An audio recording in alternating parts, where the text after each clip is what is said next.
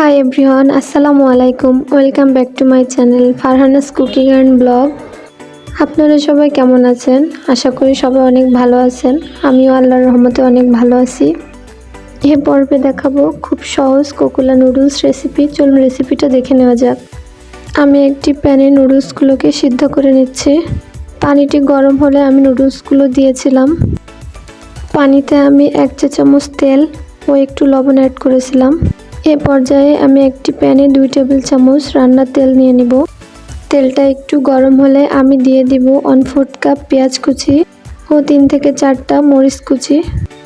এবার পেঁয়াজ ও মরিচ কুচিকে আমি সামান্য একটু ফ্রাই করে নেব। এ পর্যায়ে একটা কথা বলি, আপনারা অবশ্যই সবাই কম বেশি নুডলস রান্না করতে পারেন, কিন্তু আমি যেভাবে রান্না করেছি এটা সম্পূর্ণ ঘরে থাকা উপকরণ দিয়ে খুব সিম্পলিভাবে এটা আপনারা চাইলে ট্রাই করতে পারেন। খুবই টেস্টি হয় নুডলস রান্নাটা। এ পর্যায়ে আমি দিয়ে দিয়েছি স্বাদমতো লবণ, দিয়ে দিব 1/2 চা চামচ হলুদের গুঁড়া। এ পর্যায়ে লবণ এবং হলুদটার সাথে পেঁয়াজ ও মরিচ কুচিগুলোকে আমি একটু নরম করে ফ্রাই করে নেব।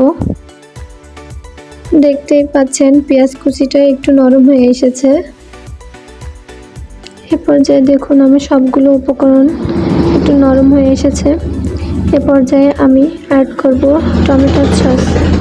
আপনারা আপনাদের স্বাদ অনুযায়ী বাড়িয়ে কমিয়ে নিতে পারেন।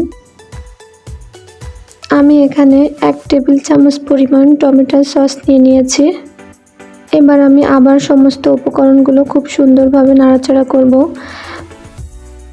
পেঁয়াজ মরিচের সাথে টমেটোর সসটা যাতে সুন্দর করে মিশে যায়। আমি আবারও বলছি, এটা খুবই সিম্পল ওয়েতে একটা নুডলস রেসিপি, আপনারা চাইলে এটা ট্রাই করবেন। এই পর্যায়ে আমি ডিমটা অ্যাড করে নিব। ডিমটা দিয়ে আমি একটু ভালোভাবে নাড়াচাড়া করে নিব, যাতে করে ডিমটা এবং মশলাগুলো খুব ভালোভাবে মিশে যায়। ডিমটা দেওয়ার পরে সমস্ত উপকরণগুলো একটু ভালোভাবে ফ্রাই করে নিব। দেখুন ডিমটা খুব সুন্দরভাবে ফ্রাই হয়ে গিয়েছে। এ পর্যায়ে আমি নুডলসটাকে অ্যাড করে নেব। দেখুন আমার নুডলসটা কতটা সুন্দর ঝরঝরে হয়েছে। নুডলসটা অ্যাড করার পর আমি মশলার সাথে ডিমের সাথে খুব সুন্দর করে নুডলসটাকে মিশিয়ে নিব এবং নাড়াচাড়া করে ফ্রাই করতে থাকব। দেখুন আমি নাড়াচাড়া করে খুব সুন্দর করে এগুলোকে ফ্রাই করে নিচ্ছি। নুডলসটা আমার রান্না প্রায় শেষ। এখানে আমি একটা কথা বলে রাখি, এখানে আমি নুডলসের মশলাটা অ্যাভয়েড করেছি, কারণ এটা বাচ্চাদের জন্য স্বাস্থ্যসম্মত না। এই দেখুন তৈরি হয়ে গেল আমার খুবই সামান্য উপকরণে ঝটপট নুডলস রান্না। এই রেসিপিটা নতুনদের জন্য খুবই উপকারী।